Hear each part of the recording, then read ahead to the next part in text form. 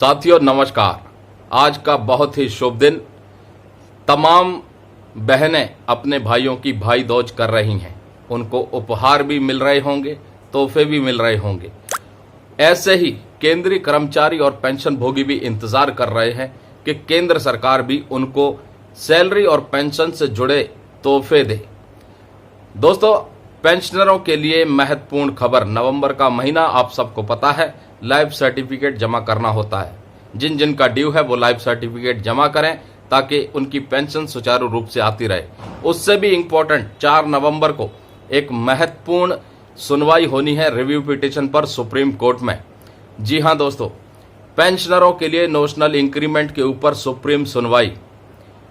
हजारों पेंशनर इंतजार कर रहे हैं जिन्होंने सेवा के दौरान सार्वजनिक संस्थानों में अपनी सेवाएं दी, पूरी 1 साल दी, और जिस दिन इंक्रीमेंट लगना था उससे ठीक 1 दिन पहले वो रिटायर हो गए बिना इंक्रीमेंट लिए।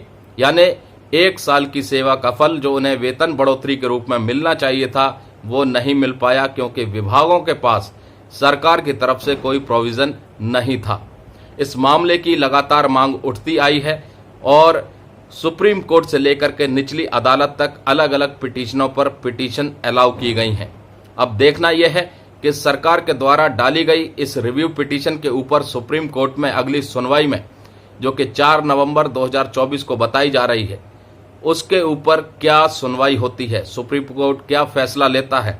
क्योंकि हजारों ऐसे पेंशनर होंगे जिन्होंने अभी तक कोर्ट का रुख नहीं किया होगा। वो इंतजार कर रहे हैं कि सुप्रीम कोर्ट उनके साथ फाइनेंशियल जस्टिस करे और उस फाइनेंशियल जस्टिस के आधार पर नोशनल इंक्रीमेंट जारी करने का एक जनरल ऑर्डर केंद्र सरकार जारी करे तमाम पेंशनर्स के लिए, चाहे वो कोर्ट में गए हों या नहीं गए हों, क्योंकि उन्होंने 1 साल की सर्विस दी थी और उस 1 साल की सर्विस का फल उनको वेतन बढ़ोतरी के रूप में मिलना चाहिए।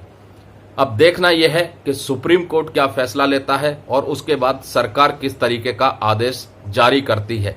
वहीं दूसरी ओर कर्मचारी संगठन, पेंशन भोगी संगठन इस मामले को लेकर के सरकार पर कितना दबाव डालते हैं और क्या वो कन्विंस कर पाएंगे सरकार को ताकि उन सभी पेंशनरों के लिए एक इंक्रीमेंट का लाभ मिल सके उनकी पेंशन में। वहीं दोस्तों, इस महीने की मीटिंग एक बहुत ही महत्वपूर्ण मीटिंग होने वाली है।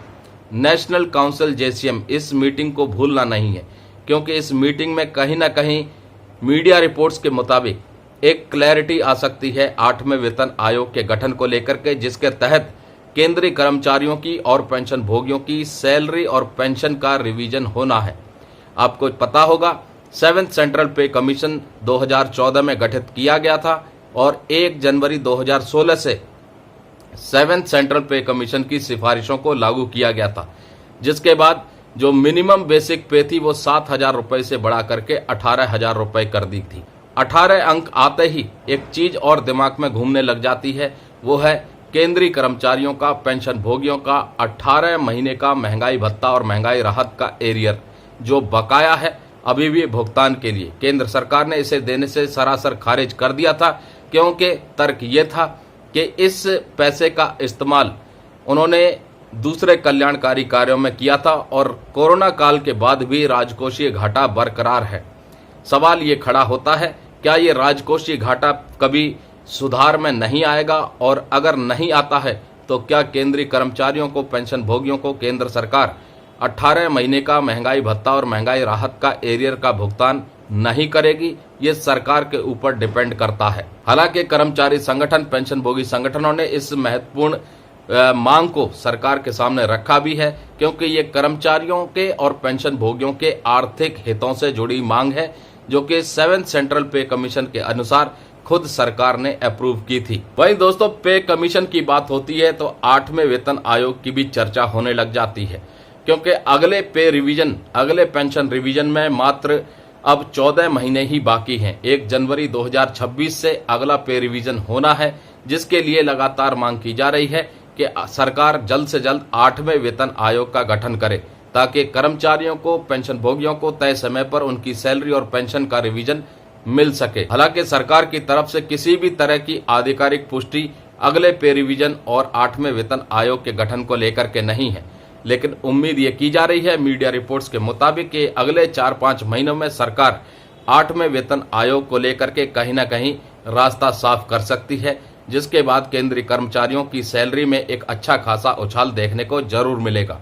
उम्मीद पूरी की जा रही है मीडिया रिपोर्ट्स के मुताबिक कि फिटमेंट फैक्टर का इस्तेमाल इस बार कहीं ना कहीं 1.92 पर जाकर के बैठ सकता है, जिसके बाद मिनिमम बेसिक पे जो 18,000 रुपए 7 सेंट्रल पे कमीशन के अनुसार निर्धारित की गई है, उसमें बढ़ोतरी होकर के वो 34,560 रुपए तक की जा सकती है।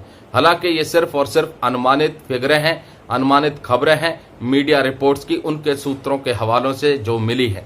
सरकार की तरफ से कोई भी आधिकारिक पुष्टि नहीं है। उम्मीद है कि सरकार भी इस महत्वपूर्ण विषय के ऊपर जल्द ही क्लैरिटी देगी और अगले पे रिवीजन, अगले पेंशन रिवीजन का जो माध्यम होने वाला है उसका रास्ता साफ करेगी। फिलहाल तो केंद्रीय पेंशनरों को इस चीज का भी इंतजार है कि जो 3% महंगाई भत्ता और महंगाई राहत केंद्र सरकार ने 1 जुलाई 2024 से बढ़ाया है, उसको लेकर के केंद्रीय पेंशनरों को अभी तक महंगाई राहत का भुगतान नहीं हो पाया है, क्योंकि जो महंगाई राहत की चिट्ठी निकाली गई थी वो 30 अक्टूबर 2024 को निकाली गई थी और उसके बाद दीपावली का पर्व आया और कहीं ना कहीं पेंशन डिसबर्सिंग एजेंसी, पे डिसबर्सिंग एजेंसी छुट्टियां मना रहे होंगे दीपावली के शुभ अवसर पर। अब उम्मीद है कि मंडे के बाद जब ऑफिस खुलेंगे तो उस डियरनेस रिलीफ के लेटर के ऊपर कंसर्न विभाग हरकत करते हुए नजर आएंगे और केंद्रीय पेंशनरों के खाते में 1 जुलाई से लेकर के अक्टूबर तक का जो भी एरियर बनेगा डियरनेस रिलीफ का, उसका भुगतान भी करने की प्रक्रिया जल्द से जल्द चालू करेंगे। ऐसी उम्मीद भी की जा रही है कि कहीं ना कहीं 15 नवंबर तक केंद्रीय पेंशनरों को बढ़े हुए महंगाई राहत का जो 3% बढ़ाया गया है उसका भुगतान 15 नवंबर तक हो सकता है। अब देखना यह है कि कितनी जल्दी पेंशनरों के खाते में बढ़े हुए महंगाई राहत का पैसा आता है। नमस्कार, जय हिंद, जय भारत दोस्तों।